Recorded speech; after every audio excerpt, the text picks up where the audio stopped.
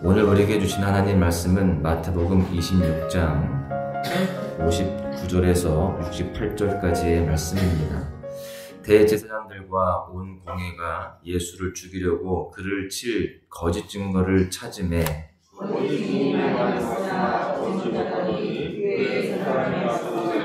이르되 이 사람의 말이 내가 하나님의 성전을 헐고 사흘 동안에 지을 수 있다 하더라 하니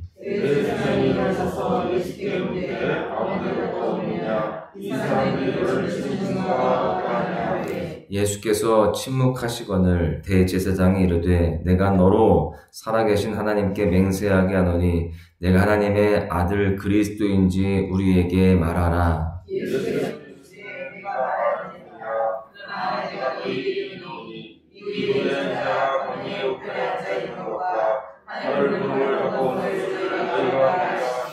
이에 대제사장이 자기 옷을 찢으며 이르되 그가 신성모독하는 말을 하였으니 어찌 더 증인을 요구하리요. 보라, 너희가 지금 이 신성모독하는 말을 들었도다.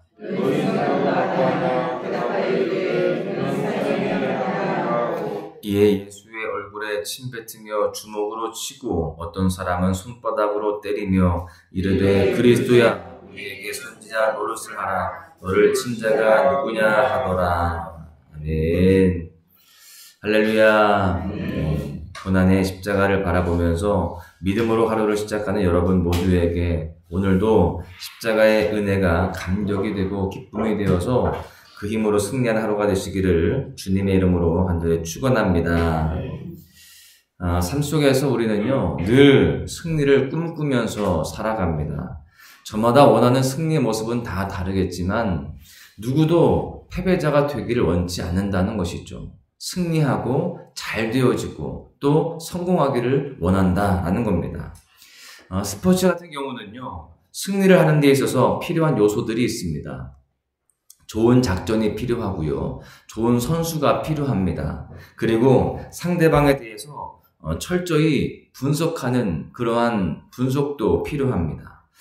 이러한 요소들을 가지고 잘 준비하고 또 그 스포츠에 임할 때에 승리를 기대할 수 있는 것이죠.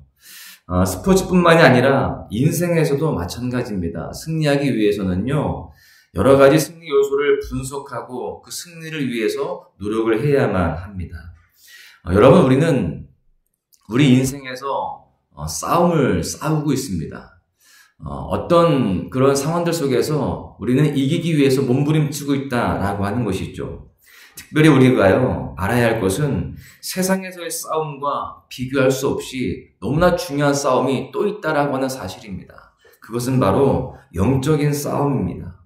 이 영적인 싸움에서도요, 승리하는 원리와 비결이 있습니다. 우리는 오늘 말씀을 통해서 그 원리와 비결을 찾아볼 수가 있는데요. 첫 번째는요, 숫자나 크기로 이기는 것이 아니다라고 하는 것입니다. 오늘 본문은요, 예수님께서 가룟 유다에 의해서 배신을 당하시고 사람들에게 잡혀서 공회 앞에서 신문을 받으시는 장면을 기록하고 있습니다. 그런데 본문을 보시면 예수님의 편은 아무도 없는 것으로 보입니다. 59절을 보십시오. 대제사장들과 온 공회가 예수를 죽이려고 그를 칠 거짓 증거를 찾음에 예수님을 싫어했던 대제사장들 그리고 온 공회가 이 악한 일에 같은 마음을 지금 품고 있습니다. 자신들의 힘으로 할 수 없는 것이 있다라는 것을 알고 한계가 있다는 것을 알고 더 많은 사람들을 동원하기 시작해요. 60절을 보십시오. 거짓 증인들이 많이 왔으나 얻지 못하더니 후에 두 사람이 와서 대제사장과 공의원들은요 예수님을 불리하게 만들 거짓 증인들까지 지금 찾아서 모읍니다. 여러분, 예수님 한 분을 극악무도한 범죄자로 만들기 위해서 그 당시에 유력한 종교 지도자들이 거짓 증인을 찾아서 여기저기 뛰어다니는 모습을 한번 생각해 보십시오. 누가 봐도 어울리지 않는 모습입니다. 여러분, 그들은 많은 사람들에게 영적인 그런 지도자가 되어서 말씀을 가르치고 또 하나님의 뜻을 잘 그들에게 양육하면서 이끌어가야 할 영적 지도자였어요. 그런데 그들이 지금 거짓 증인들을 찾아서 여기저기 그렇게 다니는 모습들이 너무나 잘못된 모습이죠. 여러분, 그런데 그들은 그렇게 해야 예수님과의 싸움에서 이기는 줄 알았습니다. 그렇게 거짓 증인들을 한 명이라도 더 찾기 위해서 애를 쓰고 또 자기들끼리 어떻게 하면 예수라는 사람을 극형에 처할 수 있을지를 지금 머리를 맞대고서 같이 논의하고 있는 그런 모습입니다. 여러분, 이것이 세상 사람들이 싸움에 임하는 방식이고요. 세상에서 통하는 방식입니다. 거짓과 비방과 큰 목소리로 그렇게 사람들을 제압하려고 하는 그런 모습이 바로 세상에서의 모습이라는 것이죠. 그렇지만 여러분, 우리가 이미 알고 있듯이 그것이 영적인 부분까지는 통하지 못합니다. 많은 사람들이 달라붙는다고 해서 이기는 게 아니에요. 더 많은 말을 해야, 또 큰 목소리를 내야 이기는 것이 아니라는 것입니다. 63절에 보시면 예수님께서 보여주시는 모습은 오히려 침묵이었습니다. 그리고 예수님께서 하신 말씀은 진리를 말씀하세요. 64절을 보십시오. 예수께서 이르시되 내가 말하였느니라. 그러나 내가 너희에게 이르노니 이후에 인자가 권능의 우편에 앉아있는 것과 하늘 구름을 타고 오는 것을 너희가 보리라 하시니, 분명한 진리를 말씀하고 계십니다. 많은 말을 하지 않습니다. 큰 목소리를 내지 않습니다. 많은 사람들을 동원하지 않습니다. 분명한 진리를 명료하게 하고 계세요. 우리가 이 땅을 살아가면서도요, 이 예수님의 모습을 본받아야 됩니다. 세상에서는 사람들이 이 땅에서 성공하기 위해서, 승리하기 위해서 더 많은 사람들과 함께 하려고만 합니다.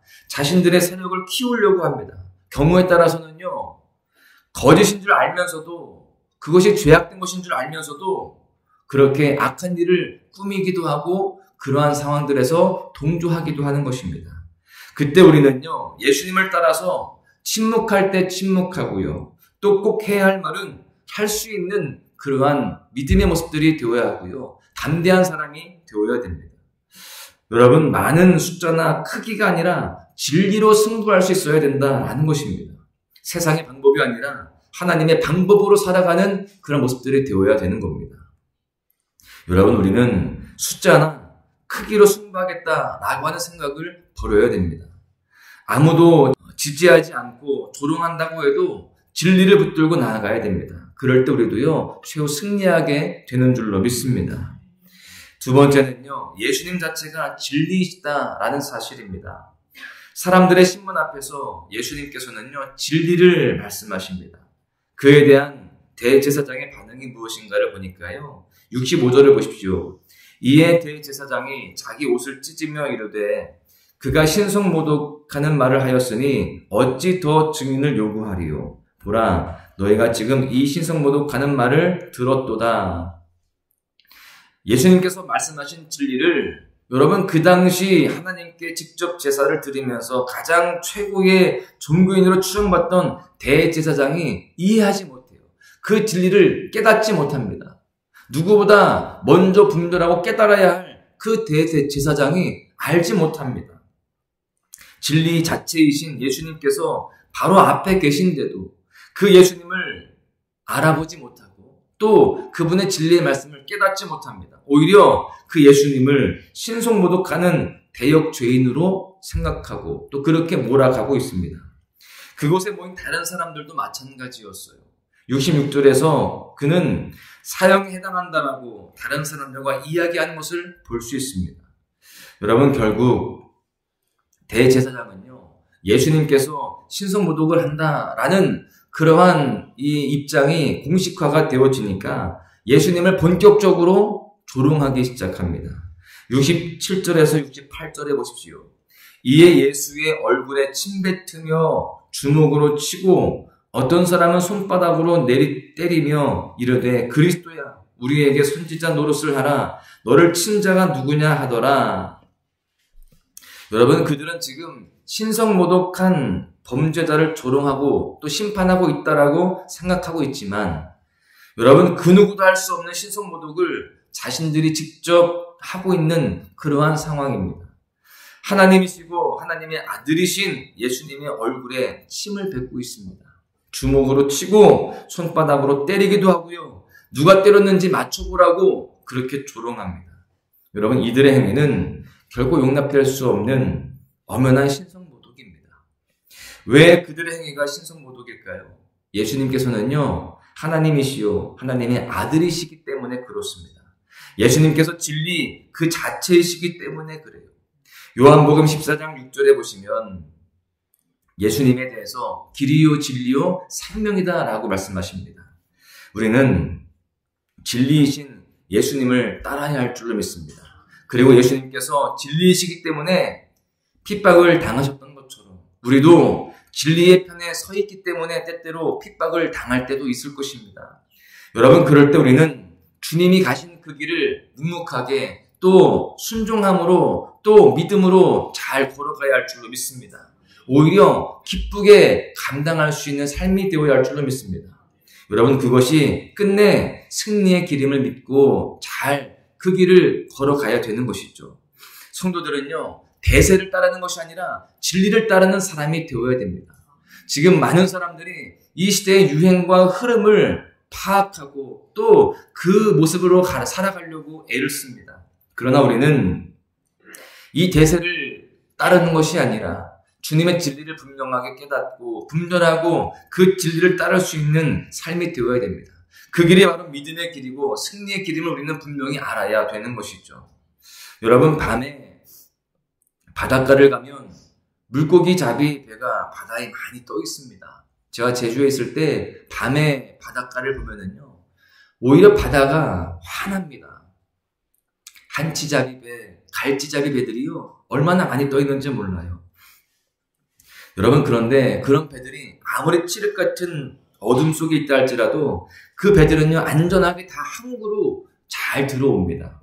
어떻게 그렇게 들어올 수 있을까요? 빛을 밝혀주는, 또 비춰주는 등대가 있기 때문에 그렇습니다.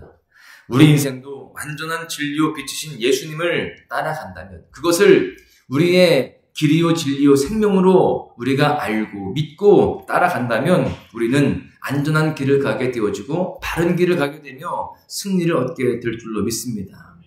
결론의 말씀을 드립니다. 예수님께서 십자가를 지시기까지의 과정은 한편의 영적 전쟁기와 같습니다. 전투예요. 사탄은 대제사장과 공의 뒤에 숨어서 어떻게든 예수님을 넘어뜨리려고 합니다.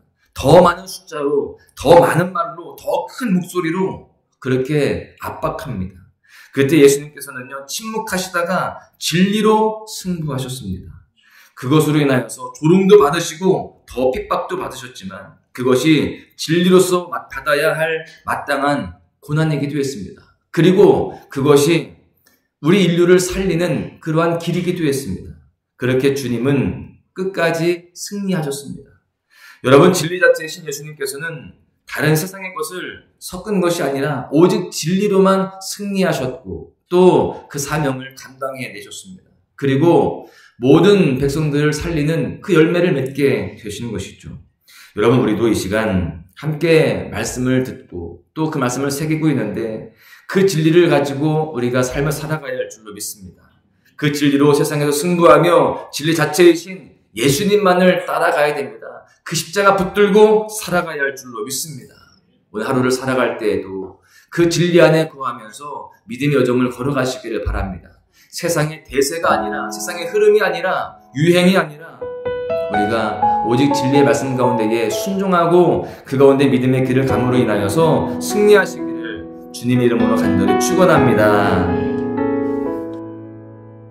주님이 가신 길 골고다 십자가 나의 죄인하여